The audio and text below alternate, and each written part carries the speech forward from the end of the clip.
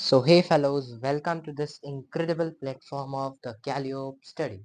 तो इस वीडियो में हम लोग डिस्कस करने वाले हैं अपने रैपिड रिवीजन का थर्ड चैप्टर ऑफ बायोलॉजी, जो कि है हाउ डू ऑर्गेनिजम्स रिप्रोड्यूस। तो जो हमारा रिप्रोडक्शन चैप्टर, जो कि हमारा थर्ड चैप्टर है, उसको हम काफी डिटेल में कंसोलिडेट करने वाले हैं इस वीडियो में। तो इस वीडियो का बेसिक सा टाइटल ये है कि रिप्रोडक्शन होता क्या है बेसिकली, और उसके बारे में उसकी क्लासिफिकेशन क्या है, क्या क्या सब टाइप्स हैं, उसके टाइप्स क्या क्या हैं, और बेसिक हमें कुछ हेल्थ इश्यूज के बारे में भी पढ़ना है इस चैप्टर में। तो स्टार्ट करते हैं हम अपने इस वीडियो को। तो स्टार्ट करते हैं, व्हाट इज रिप्रोडक्शन। तो रिप्रोडक्शन बेसिकली होता क्या है? It is the basic process by which a living organisms reproduces और produce a single individual as similar to themself. मतलब एक जो लिविंग ऑर्गेनिज्म होगा वो क्या करेगा? एक सिमिलर यंग वंस को प्रोड्यूस करेगा। जैसे उसके छोटे छोटे बेबीज जो कि उसके जैसे सिमिलर होंगे, उसी के जैसे दिखेंगे, तो इसको हम लोग क्या कह सकते हैं? यहाँ पे हमारा वेरिएशन भी होता है, रिप्रोडक्शन में वेरिएशन भी होता है। तो वेरिएशन का क्या मतलब है? जब छोटे छोटे चेंजेस आते हैं जो हमारे रिप्रोडक्शन के टाइम पे, जैसे आईज में चेंज आ गया या फिर बॉडी में कहीं चेंज आ गया, तो उसी को हम लोग वेरिएशन बोलते हैं। फिर रिप्रोडक्शन क्या है? ट्रांसफर ऑफ जेनेटिक मटेरियल है।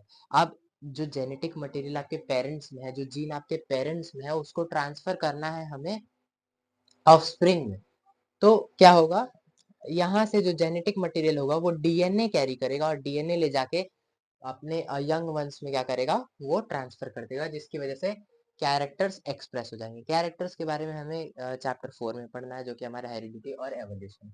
उसके बाद फिर रिप्रोडक्शन क्या है? The process of producing young ones, मतलब छोटे छोटे यंग वंस को प्रोड्यूस करने का जो प्रोसेस होता है, सिमिलर होते हैं जो कि अपने पेरेंट्स है, तो उसी को हम लोग रिप्रोडक्शन बोलते हैं। फिर ये क्या करता है? Reproduction supports continuity of life. मतलब अगर रिप्रोडक्शन एक टाइम पे रुक जाए तो फिर कंटिन्यूटी ऑफ लाइफ हमारी नहीं हो पाएगी, लाइफ की एग्जिस्टेंस खत्म हो जाएगी। उसके बाद फिर है हमारा कि बेसिकली रिप्रोडक्शन कितने टाइप्स का होता है? तो it is basically of two types, which is asexual and sexual reproduction. तो asexual reproduction means single parent का involvement, means a single parent is involve to produce a similar offspring without any variation. मतलब बिना किसी variation के, अगर single parent है तो बिना किसी वेरिएशन के एक अपने जैसा ही सिमिलर जो उसका यंग वन होगा उसको प्रोड्यूस करेगा। तो एसेक्सुअल रिप्रोडक्शन बेसिकली हमारा 6 टाइप्स के होते हैं, और भी होते हैं लेकिन हमें 6 पढ़ने हैं। एक होता है फिजन, फिर फ्रेगमेंटेशन, फिर रीजनरेशन, फिर बडिंग, फिर स्पोर फॉर्मेशन, फिर वेजिटेटिव प्रोपगेशन। फिजन क्या होता है? ये process of dividing of cells और एन ऑर्गेनिज्म। एंड देखो, यहाँ पे एक जो हमारा सेल होगा वो डिवाइड करके फर्दर दो डॉटर सेल्स में या फिर मल्टीपल डॉटर सेल्स में डिवाइड हो जाएगा, तो इसी डिवीजन को हम लोग फिजन कहते हैं। अब ये दो तरह का होता है, एक होता है बाइनरी फिजन, एक होता है मल्टीपल। तो बाइनरी फिजन क्या होता है? बाइनरी मतलब बाइनरी, बाइनरी मीन्स टू, और फिजन मीन्स डिवीजन। जब एक सेल हमारा दो अलग अलग डॉटर सेल्स में डिवाइड होता है तो उस फिजन को हम लोग बाइनरी फिजन बोलते हैं। वहीं पे मल्टीपल फिजन क्या होगा? एक सेल जो हमारा होगा वो मल्टीपल सेल्स, मल्टीपल सेगमेंट्स में डिवाइड, सेगमेंट्स में मल्टीपल सेल्स में फर्दर डिवाइड हो जाएगा, तो इसी डिवीजन को हम लोग बोलते हैं मल्टीपल फिजन। अब बाइनरी फिजन का एग्जांपल क्या हो जाएगा? बाइनरी फिजन का एग्जांपल हमारा एल्गा हो जाएगा, मल्टीपल फिजन का एग्जांपल हमारा प्लाज्मोडियम हो जाएगा। उसके बाद फिर हमारा टॉपिक है fragmentation. Fragmentation is the process in which the organisms divides in fragments and each fragment develops into a new organism. तो फ्रेगमेंटेशन एक ऐसा प्रोसेस होता है जिसमें हम ऑर्गेनिज्म को फ्रेगमेंट्स में तोड़ देते हैं, मतलब टुकड़ों में। उसके बाद फिर वो एक एक फ्रेगमेंट एक एक नए नए ऑर्गेनिज्म में डेवलप कर जाता है। अब फ्रेगमेंटेशन कौन करता है? फ्रेगमेंटेशन हमारा स्पाइरोगेरा करता है। स्पाइरोगेरा एक प्लांट है जो कि कुछ ऐसा होता है, अगर आप उसको कट कर दोगे ऐसे ऐसे सेगमेंट्स में, तो एक एक सेगमेंट उसका डिवाइड कर जाएगा एक प्लांट्स में। उसके बाद फिर रीजेनरेशन क्या होता है? नाम से ही पता चल रहा है, ये this is the process of regeneration. अगर हम किसी पार्ट को कट कर देते हैं उसके बाद वो पार्ट नया डेवलप कर जाता है। अब इसका क्या मतलब है? ये दोनों तो सिमिलर हो गए। देखो, फ्रेगमेंटेशन में आप कहीं से भी कट करोगे, ऐसे कट कर दिया, ऐसे कट कर दिया, तो ये ग्रो नहीं करेगा। जो आपका सेगमेंट इक्वल सेगमेंट्स रहेंगे वो ग्रो करेंगे। और वहीं पे अगर आप रीजेनरेशन में कहीं से भी आप कोई भी पार्ट, जैसे यहाँ से ये कट कर दिया, यहाँ से ये कट कर दिया, तो फिर ये कैपेबल है दोबारा इंडिविजुअल बनाने का। तो मतलब यहाँ पे कोई सिमेट्री से लेना देना नहीं, यहाँ पे काफी अच्छा डिवीजन हो जाता है। ठीक है, तो यहाँ पे कुछ स्पेशल सेल्स प्रेजेंट होते हैं और यहाँ पे सेल्स नहीं प्रेजेंट होते। यहाँ पे सिक्वेंशियल डिवीजन होता है, सिमेट्रिकल डिवीजन होता है। यहाँ पे आप बिना किसी सिमेट्री के एक सेल हमारा जो होता है वो कंप्लीट स्ट्रक्चर अपना बना सकता है। फिर बडिंग क्या होता है? अब रीजेनरेशन का एग्जाम्पल क्या हो जाएगा? रीजेनरेशन का एग्जाम्पल मेरा प्लेनेरिया हो जाएगा। उसके बाद फिर बडिंग क्या होता है? बडिंग इज द प्रोसेस, यहाँ पे एक पेरेंटल बॉडी में एक छोटा सा बड निकल के आता है, उसके बाद धीरे धीरे ग्रो करते करते करते करते वो एक बड़ा इंडिविजुअल बन जाता है। उसके बाद वो स्टक आउट हो जाता है वहां से। उसके बाद वो एक ऐसा as a independent cell environment में अपनी लाइफ को सस्टेन करने लगता है। ठीक है, तो अब बडिंग, बडिंग का एग्जाम्पल हमारा हो जाएगा हाइड्रा। कई बार ऐसे क्वेश्चन आया है, what is the example of budding, what is the example of regeneration, what is the example of fragmentation, what is the example of binary fission, what is the example for multiple fission. तो ये सब आप जरा देख लें। फिर spore formation क्या होता है? अब स्पोर फॉर्मेशन एक ऐसा कंडीशन है जब एक प्लांट जो हमारा राइजोपस है वो अनवांटेड कंडीशन में, अनफेवरेबल कंडीशन में वो अपने स्पोर्स, ऐसे कुछ स्पोर्स बना लेता है। जैसे उसका कंडीशन उसको 27 डिग्री सेल्सियस पे डिवाइड करना था, लेकिन मान लो टेम्परेचर पहुंच गया 40 डिग्री सेल्सियस, तो वो क्या करेगा? अपने आप को प्रोटेक्ट करने के लिए एक स्पोर की लेयर अपने ऊपर मतलब स्पोर बना लेगा। जैसे उसके ये डिवीजन के लिए वो जो सेल्स थे उसके अंदर वो छोटे छोटे न्यूक्लियस को डिवाइड करके बहुत सारे स्पोर्स बना लेगा। फिर जब 40 डिग्री से 27 डिग्री के आसपास जब टेम्परेचर जाएगा तो ये स्पोर फट के उसके बाद फिर सारे स्पोर्स बाहर चले आएंगे। जो स्पोरेंजियम होगा वो फट जाएगा, उसके बाद सारे स्पोर्स बाहर चले जाएंगे और फ्रीली नेटिव स्टेट में अगर उनको फेवरेबल कंडीशन मिला तो वो ग्रो कर जाएंगे और नहीं मिला तो वो ग्रो नहीं करेंगे। तो इसका एग्जांपल हमारा हो जाएगा राइजोपस। फिर हमारा है vegetative propagation. What is vegetative propagation? तो ये ऐसा प्रोसेस होता है जिसमें कि हम लोग कोई भी वेजिटेटिव पार्ट लेके हम उसको ग्रो करते हैं, जैसे कि कटिंग, लेयरिंग, ग्राफ्टिंग। तो कटिंग क्या होता है? किसी के भी स्टेम को काट के उसको ग्रो कर देना। फिर ग्राफ्टिंग क्या होता है? किसी भी एक पार्ट, ये दो स्पीसीज के प्लांट है देखो, नहीं नहीं, ऐसे स्पीसीज सेम है देखो, ये एक प्लांट है, मान लो ये भी मैंगो ये भी मैंगो, इनकी स्पीसीज सेम है, ये कोई और मैंगो की वैरायटी है, कोई और मैंगो की वैरायटी। तो हमने इसका, ये इसका प्लांट लिया और इसका स्टेम लिया, इसको कट करके हमने यहाँ पे इसका स्टेम लगा दिया, उसके बाद ये ग्रो कर गया। तो इसी को हम लोग प्रोसेस को हम लोग बोलते हैं ग्राफ्टिंग। उसके बाद फिर वेजिटेटिव प्रोपोगेशन का एग्जांपल हमारा हो जाएगा ब्रायोफाइलम लीव, जो कि लीव से ही बहुत सारे हमारे प्लांट्स ग्रो कर लेता है।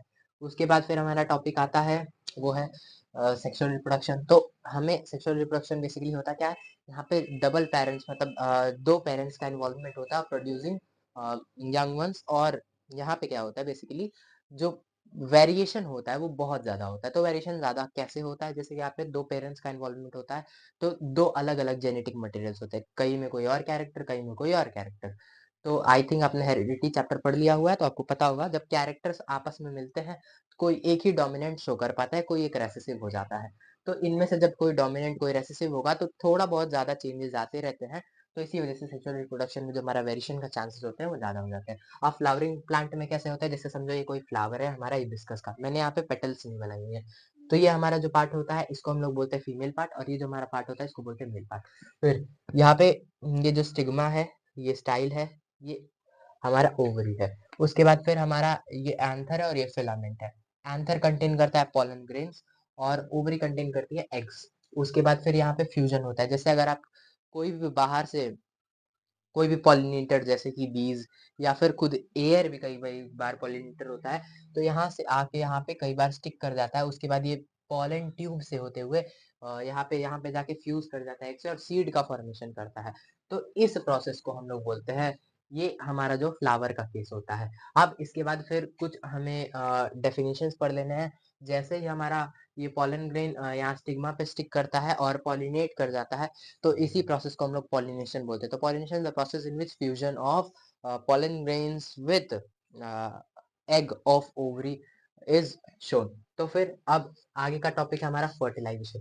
तो व्हाट इज इट? तो this is the process in which the fusion of male gamete and female gamete to produce a zygote और एन एम्ब्रियो। ठीक है, उसके बाद फिर जर्मिनेशन क्या होता है? यहाँ पे किसी सीड कॉट का जर्मिनेट होना। जैसे कोई हमारे पास सीड है, उसको हमने क्या किया? वांटेड कंडीशन में, फेवरेबल कंडीशन में रखा, तो वो जर्मिनेट कर गया। तो उस प्रोसेस को हम लोग बोलते हैं जर्मिनेशन। जैसे कि आपने ग्राम सीड को देखा होगा, वो जर्मिनेट कर जाता है। फिर उसके बाद हमारा जो टॉपिक है वो है रिप्रोडक्शन इन ह्यूमंस।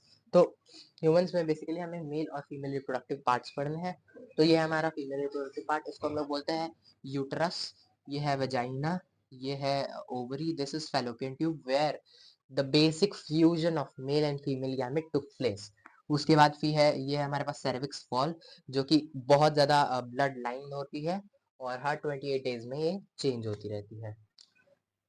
उसके बाद फिर ये है हमारा मेल रिप्रोडक्टिव सिस्टम, ये है पेनिस, दिस इज ये हमारे कुछ ग्लैंड्स है जैसे कि सेमाइनल वेसिकल, और ये टेस्टिस, टेस्टिस से ट्यूब निकलते हुए आती है, और ये यूरेटर है, देखो ये ब्लैडर है, यूरिनरी ब्लैडर, ये यूरेटर है, और ये वासा डिफरेंशिया है, जिसकी वजह से हमारा जो स्पर्म और यूरिन का सेम कॉमन पैसेज होता है, जिसको हम लोग बोलते हैं यूरिनोजेनाइटल डक्ट। हाँ, उसके बाद फिर ये हमारे स्पर्म और यूरिन का कॉमन पैसेज होता है। उसके बाद फिर हमें पढ़ना है व्हाट इज रिप्रोडक्टिव हेल्थ। तो रिप्रोडक्टिव हेल्थ बेसिकली होता है कि जैसे कोई भी, हाँ, कोई भी जैसे एक स्पेसिफिक एज रखी है हमारे गवर्नमेंट ने, तो स्पेसिफिक एज में कोई भी चीज का जैसे ये रिप्रोडक्शन का प्रोसेस परफॉर्म करना है, तो ऐसे स्पेसिफिक एज होता है उसके लिए, तो वो ये सब बेसिकली पढ़ना है। तो इसके लिए बेसिकली हमें फिजिकली, मेंटली और सोशली प्रिपेयर होना पड़ता है। और जैसे अगर कई बार ऐसे केसेस में क्या होता है कि जो हमारे कपल्स होते हैं they do not want their child, तो वो कुछ कंट्रासेप्टिव मेथड्स का यूज करते हैं। कंट्रासेप्टिव कुछ बैरियर्स होते हैं जो कि प्रेगनेंसी को रोकते हैं। उसके बाद फिर क्या है, कुछ कंट्रासेप्टिव मेथड्स कैसे होता है, या फिर वो फिजिकल होंगे, फिजिकली कंट्रासेप्टिव होंगे, या फिर केमिकली होंगे, या फिर सर्जिकल होंगे, या फिर आईयूसीडी होंगे। तो फिजिकली क्या क्या होते हैं, जैसे कि फिजिकल आपने कोई बैरियर यूज कर लिया जैसे कि कॉन्डम। उसके बाद फिर केमिकली क्या होता है, केमिकल कुछ पिल्स होते हैं, हाँ हाँ, केमिकल कुछ पिल्स आते हैं जिनका यूज करके आप लोग प्रेगनेंसी प्रिवेंट कर सकते हैं। ठीक है, फिर सर्जिकल क्या क्या मेथड होता है, वास्कोटोमी और ट्यूबेक्टोमी। तो वास्कोटोमी में हम जब वासा डिफरेंशिया होता है, इसको यहाँ से कट कर दिया जाता है, कट करने के बाद स्पर्म जो होता है वो एंटर नहीं कर पाता है। और ट्यूबेक्टोमी में जो हमारा फैलोपियन ट्यूब होता है इसको कट कर दिया जाता है, क्योंकि जो हमारा एग होता है वो यहीं से ट्रेवल करके इस साइड आता है, तो उसको कट कर देते हैं तो ट्रेवल नहीं हो पाता। फिर आईयूसीडी क्या होता है, यहाँ पे कुछ मेथड्स होते हैं, तो वो क्या करते हैं, कॉपर टी, जैसे आपने कॉपर टी यूटरस के अंदर रख दिया, तो उसके बाद फिर जो हमारा ऐसा ऐसा कुछ स्ट्रक्चर होता है उसका, ऐसा सा ऐसा स्ट्रक्चर होगा, तो यहाँ से ब्लॉक कर देता है वो पैसेज, मूवमेंट ऑफ एग्स। ठीक है, तो उसकी वजह से भी हमारा ये प्रोसेस नहीं हो पाता फ्यूजन ऑफ गैमेट्स। उसके बाद बेसिक बेसिक यहाँ पे इंपॉर्टेंट चीजें क्या है, इंपॉर्टेंट है हमारे पास कुछ कॉन्ट्रासेप्टिव मेथड्स, सेक्सुअल रिप्रोडक्शन की इंपॉर्टेंस ओवर ए सेक्सुअल रिप्रोडक्शन, पक्का इस बार क्वेश्चन आएगा बोर्ड एग्जाम में। उसके बाद फिर हमारा female reproductive male reproductive system, कई बार फ्लावर से भी क्वेश्चन आता है, तो फ्लावर से क्या क्वेश्चन दे देगा आपको, ऐसे कुछ ऐसे स्ट्रक्चर दे देगा, कहीं पे एंथर गायब रहेगा, कहीं पे पूरा ये मेल पार्ट ही गायब रहेगा, कहीं पे ये स्टिग्मा ही गायब रहेगा। तो वहां पे पूछेगा कौन सा स्ट्रक्चर कंप्लीट है, कौन सा स्ट्रक्चर में पॉलिनेशन हो सकता है। जो कंप्लीट स्ट्रक्चर रहेगा उसमें पॉलिनेशन हो सकता है, जो इनकम्प्लीट रहेगा उसमें पॉलिनेशन नहीं होता है। तो आप लोग को देखना रहेगा, हाँ, अगर ये एक भी रहेगा तो क्या एक से ही, पॉलन ग्रेन तो सब में होता है, तो पॉलन ग्रेन से फ्यूजन हो जाएगा। तो आपको ये बस देखना है कि इसमें ये जो हमारा फीमेल पार्ट और मेल पार्ट एक तो होना ही चाहिए। उसके बाद फिर मतलब दोनों होना चाहिए, दोनों में से एक एक, ये तो होगा ही, और इनमें से कोई भी दो होने चाहिए, या फिर चार भी ले सकता है। फिर इसके एग्जाम्पल्स पूछ लेता है। अब इम्पोर्टेंस क्या है, दिस रिप्रोडक्शन ओवर दिस, तो हमारा वेरिएशन ज्यादा हो जाता है। अगर वेरिएशन ज्यादा होगा तो आप जानते हो long term variation causes evolution, और इवोल्यूशन से हमारी कंटिन्यूटी ऑफ लाइफ जो होती है वो काफी बेटर हो जाती है। तो कंटिन्यूटी ऑफ लाइफ बेटर कैसे होगी, जैसे आपने समझा कि आप रहते हो 30 डिग्री सेल्सियस के एनवायरमेंट में, अब आपको अचानक में ले जाया जाए 50 डिग्री के अराउंड, तो वहां पे आप सर्वाइव नहीं कर पाओगे। लेकिन अगर आप वेरिएशन, आपके अंदर वेरिएशन हो रहा होगा, तो आप नहीं, लेकिन आपकी आने वाली progeny can survive over there, क्योंकि variation, long term variation causes evolution. उसके बाद फिर, हाँ, तो यही इंपॉर्टेंस होते हैं। कुछ होता है बाइसेक्सुअल, यूनिसेक्सुअल। तो बाइसेक्सुअल मीन्स जहाँ पे दोनों पेरेंट्स के पार्ट इन्वॉल्व है, जैसे कि हमारा हिबिस्कस फ्लावर, और यूनिसेक्सुअल मीन्स जहाँ पे सिंगल पार्ट, जैसे कि पपाया। अब आता है हमारा टॉपिक, वो है जैसे सेल्फ पॉलिनेशन भी दो तरह का होता है, एक होता है सेल्फ पॉलिनेशन, एक होता है क्रॉस पॉलिनेशन। अब सेल्फ पॉलिनेशन क्या होता है, जब एक फ्लावरिंग प्लांट में खुद का ही पॉलन ग्रेन खुद के ही स्टिग्मा पे स्टिक करता है और खुद से ही फर्टिलाइजेशन करवाता है, तो इसको हम लोग सेल्फ पॉलिनेशन बोलते हैं। वहीं पे मान लो मेरे पास कोई एक और फ्लावर है, उसका स्टिग्मा और इसका एंथर का पॉलन ग्रेन उस पे जाके स्टिक कर जाएगा, तो दो अलग अलग फ्लावर्स हो गए, तो यहाँ पे क्रॉस हो जाएगा, तो this will be cross pollination. So this was the chapter. I hope it was understood by you. And as we have discussed our chapters like life processes, control and coordination, this was the third lecture which we have completed.